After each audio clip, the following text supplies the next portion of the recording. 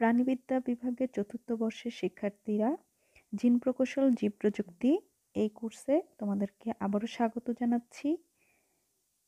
Course code 243103। আমরা তৃতীয় অধ্যায়ে ছিলাম, ডিএনএ সিকোয়েন্সিং পড়ছিলাম। ডিএনএ সিকোয়েন্সিং এর আমরা একটি টপিকস পড়েছি। আজকে আমরা দেখব হচ্ছে ম্যাক্সাম সিকোয়েন্স, ম্যাক্সাম গিলবার্ট সিকোয়েন্স। এটি আরেকটু অ্যাডভান্স প্রসেস। প্রথমে স্যাঙ্গার সিকোয়েন্স পড়েছি, এখন এটা দেখব আজকের ক্লাসে, এবং নেক্সট ক্লাসে আমরা অটোমেটেড ডিএনএ সিকোয়েন্সিং যেটা সেটা দেখব। তো ম্যাক্সাম সিকোয়েন্সিংয়ে আমরা দেখি যে এর কি কি প্রয়োজনীয় উপাদান আছে, অর্থাৎ এই প্রক্রিয়াটি সম্পূর্ণ করতে আমার কি কি জিনিস লাগবে। ডিএনএ টেমপ্লেট স্ট্যান্ড লাগবে। এটা হচ্ছে আমার টেমপ্লেট স্ট্যান্ড। 5' প্রান্ত এই দিকে আছে, 3' প্রান্ত অপর দিকে আছে। সিকোয়েন্সটা আমরা মনে রাখতে পারি, না রাখলেও খুব বেশি সমস্যা নাই, কারণ আমরা করতে করতেই শিখে যাব।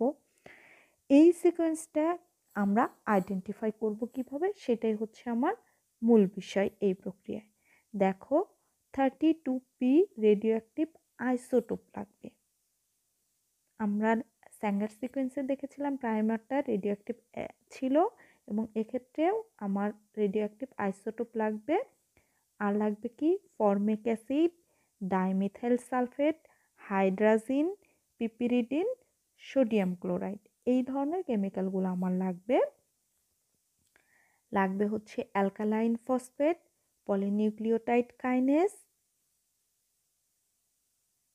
এই উপাদানগুলো আমার ডিএনএ ম্যাক্সাম সিকোয়েন্সিংয়ের জন্য লাগবে।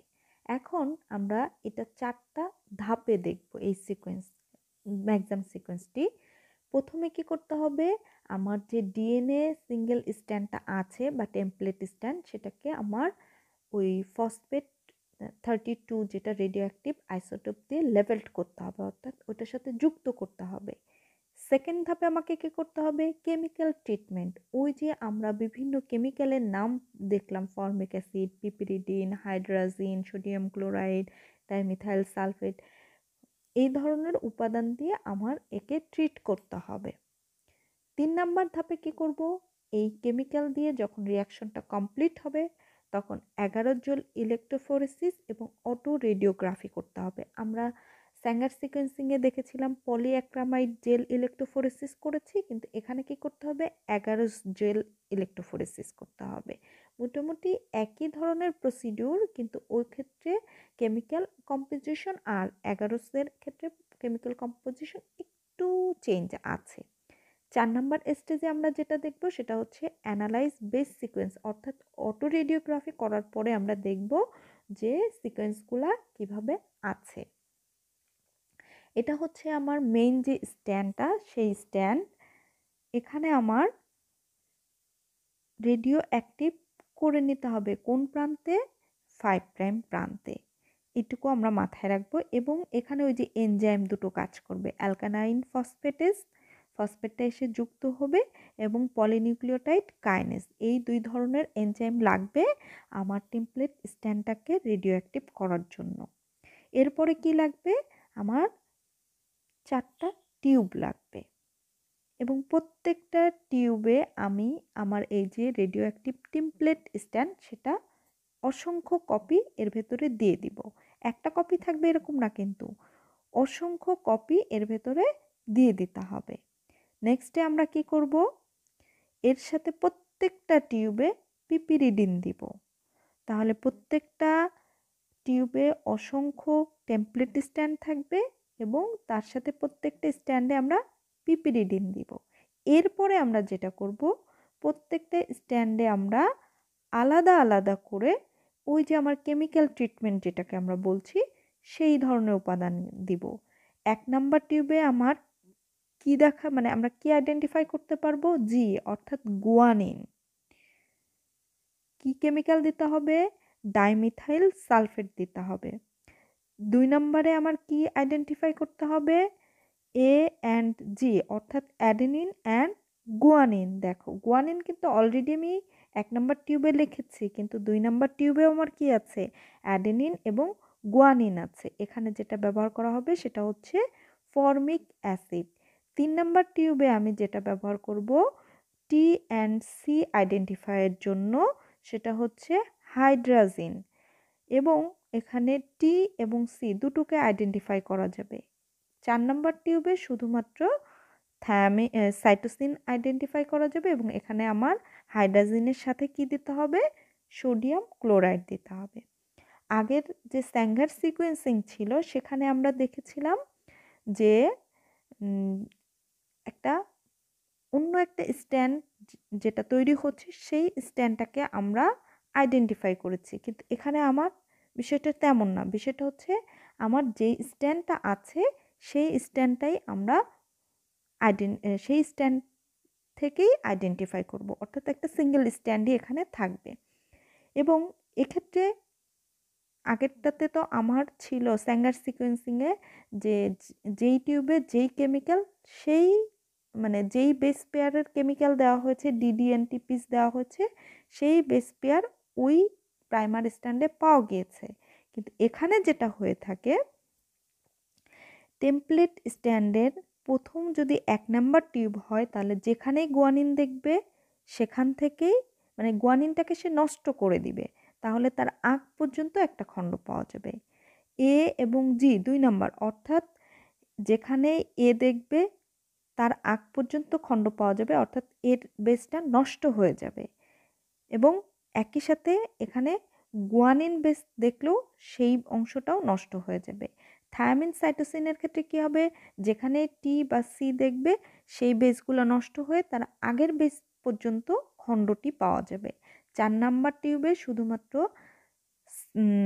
সাইটোসিন যেখানে থাকবে সেই বেস পেয়ারটা নষ্ট হয়ে যাবে এবং তার আগ পর্যন্ত খণ্ডটি পাবে।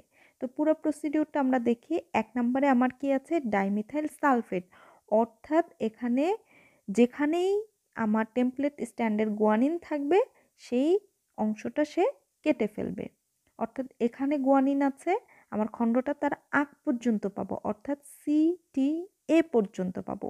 আগেরটাতে কিন্তু এমন ছিল না, স্যাঙ্গার সিকোয়েন্সে কিন্তু আমার যেই টিউবে যেই উপাদানটা ছিল সেই উপাদানটা পেয়েছি, কিন্তু এখানে কি হবে, সেই বেসটা নষ্ট হয়ে যাবে, অর্থাৎ তার আগের খণ্ড পর্যন্ত পাওয়া যাবে।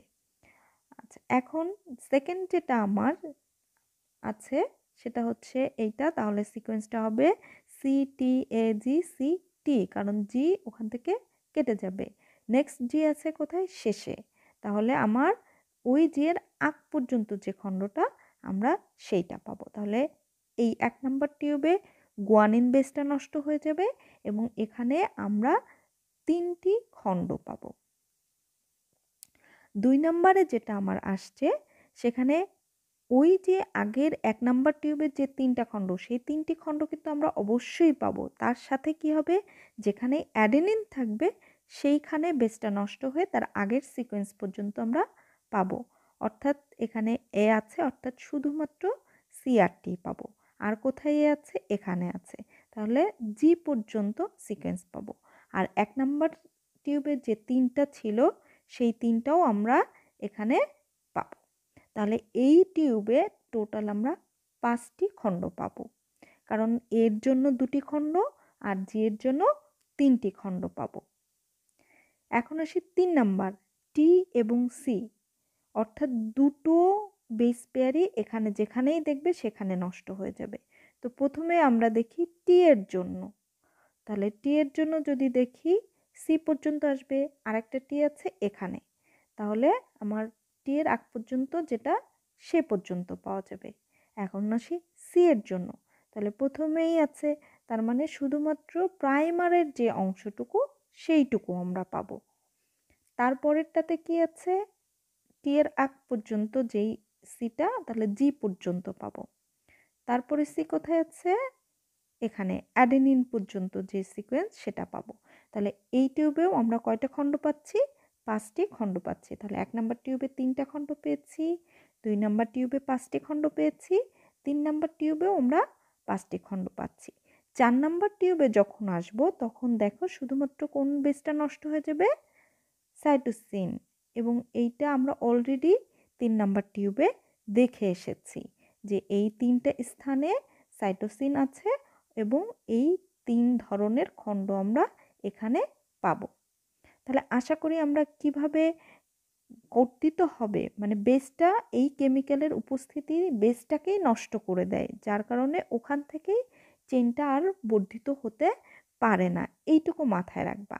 আর স্যাঙ্গার সিকোয়েন্সে আমাকে কি মাথায় রাখতে হবে, যে ওই যেই বেজের জন্য আমার টিউবটা ইউজ করা হচ্ছে সেই বেজ সহ পাওয়া যাবে, আর এখানে যেই বেসের জন্য কেমিক্যালটা ব্যবহার করা হচ্ছে সেই বেসটা নষ্ট হয়ে তার আগের সিকোয়েন্স পর্যন্ত পাওয়া যাবে। এটা হচ্ছে আমার একটা পলিঅ্যাক্রিলামাইড 11 জেল। এখানে আমরা 11 জেল ইলেকট্রোফোরেসিস করব।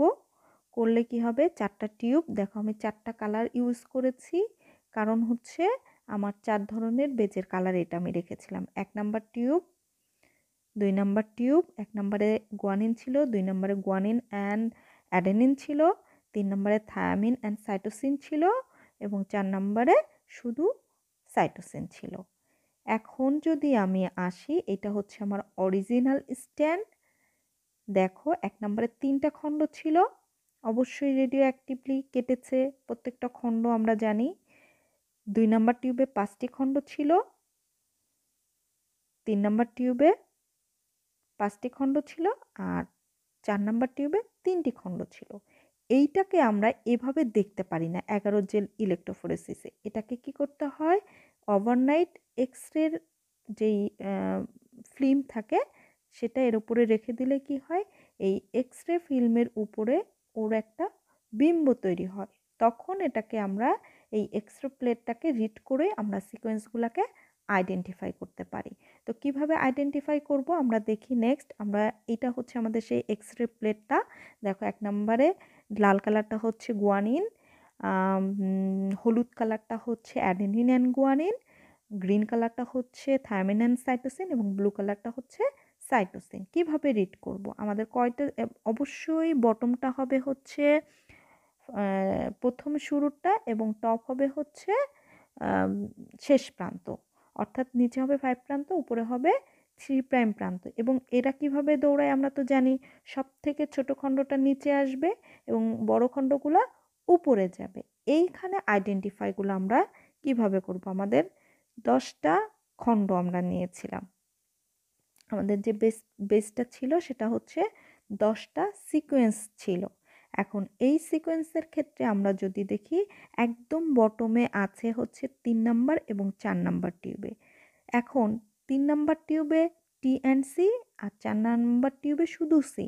তাহলে এখন কোন বেসটা এখানে আমার কাউন্ট হবে, দুটো ক্ষেত্রে আমরা যদি দেখি কি কমন, সাইটোসিন কমন, অর্থাৎ দুটো টিউবে যদি সেম লেন্থের ব্যান্ড পাওয়া যায় তাহলে সাইটোসিন, আর যদি শুধুমাত্র 3 নাম্বার ব্যান্ড লেন্থে পাওয়া যায় কিন্তু 4 নাম্বার লেনে না পাওয়া যায়, তাহলে বুঝতে হবে সেটা হচ্ছে থায়ামিন। একইভাবে যদি শুধু 1 নাম্বার টিউবে পাওয়া যায় কিন্তু আবার 2 নাম্বার টিউবেও পাওয়া যায়, তাহলে সেটা হবে গুয়ানিন। কিন্তু যদি শুধু 2 নাম্বারে পাওয়া যায় কিন্তু 1 নাম্বারে পাওয়া না যায়, তাহলে সেটা হবে অ্যাডেনিন। সহজ, অনেক সহজ মনে বুঝতে।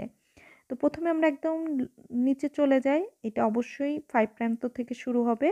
দেখো 3 নাম্বার টিউবে আছে, আবার কি 4 নাম্বার টিউবে আছে, তাহলে অবশ্যই আমার যে নাইট্রোজেন বেসটা হবে সেটা হবে সি। এরপরে কারণ আমার ওই বেসটাই নষ্ট হয়েছে দেখেই কিন্তু আমাকে মাথায় রাখতে হবে যে আমরা এখানে রিড করছি কোনটা, যেই বেসটা নষ্ট হয়েছে সেই বেসটাকে। এরপরে আসি 2 নম্বরে আছে 3 নাম্বার লেনে কিন্তু 4 নাম্বার লেনে নাই, অর্থাৎ অবশ্যই সিকোয়েন্সটা হবে, বেসটা হবে টি। এবার 3 নাম্বার ধাপে যদি আসি, আছে 2 নাম্বার লেনে কিন্তু 1 নাম্বার লেনে নাই, অর্থাৎ শুধু অ্যাডেনিন। তারপরেরটাতে দেখো 1 নাম্বার লেনেও আছে, 2 নাম্বার লেনেও আছে, অর্থাৎ হবে গুয়ানিন। 5 নাম্বারে যদি আসি, দেখো 3 নাম্বার লেনেও আছে, 4 নাম্বার লেনেও আছে, অর্থাৎ সাইটোসিন। এরপরে যদি আমরা 6 নাম্বারে আসি, দেখো শুধুমাত্র 3 নাম্বার লেনে আছে কিন্তু 4 নাম্বার লেনে নাই, অর্থাৎ হবে হচ্ছে থায়ামিন। এরপরে আসি, দেখো 1 নম্বরেও আছে 2 নম্বরেও আছে, অর্থাৎ গুয়ানিন। পরেরটা আছে শুধুমাত্র 2 নম্বরে, কিন্তু 1 নম্বরে নাই, অর্থাৎ অ্যাডেনিন। এরপরে যদি আমরা দেখি 3 নম্বর লেনেও আছে, 4 নম্বর লেনেও আছে, অর্থাৎ হবে হচ্ছে সাইটোসিন।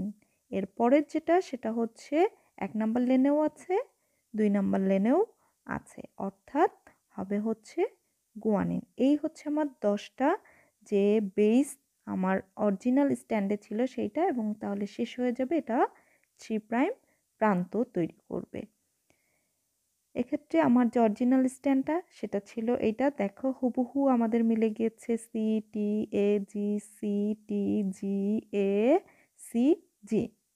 অর্থাৎ আমি এই রিডিং থেকে আমি জানতে পারলাম যে আমার স্ট্যান্ডের সিকোয়েন্সগুলা কি ছিল, অর্থাৎ অজানা যে বেস পেয়ারগুলো সেটা আমি এখন বলতে পারবো কারপরে কি আছে। এই প্রক্রিয়াটাকে বলা হচ্ছে ম্যাক্সাম গিলবার্ট মেথড। সবাই আশা করি বুঝতে পেরেছো, এবং সঙ্গে থাকার জন্য অসংখ্য ধন্যবাদ।